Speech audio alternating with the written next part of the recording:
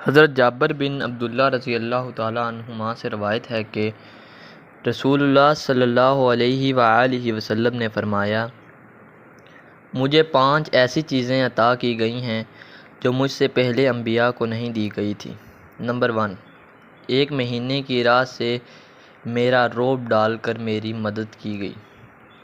Number 2، میرے لیے تمام زمین میں نماز پڑھنے اور پاکی حاصل کرنے کی اجازت ہے، اس لیے میری امت کے جس آدمی کی نماز کا وقت جہاں بھی آ جائے اسے وہیں نماز پڑھ لینی چاہیے۔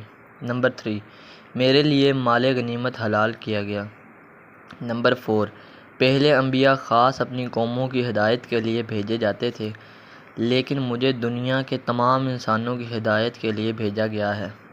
نمبر 5، مجھے شفاعت عطا کی گئی ہے۔ صحیح بخاری حدیث نمبر 438۔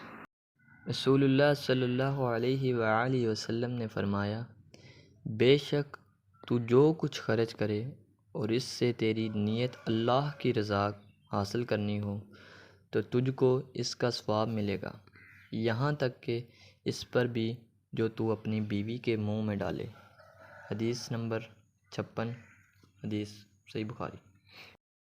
آپ صلی اللہ علیہ وآلہ وسلم نے فرمایا، منافق کی 3 علامتیں ہیں: جب بات کرے جھوٹ بولے، جب وعدہ کرے اس کے خلاف کرے، اور جب اس کو امین بنایا جائے تو خیانت کرے۔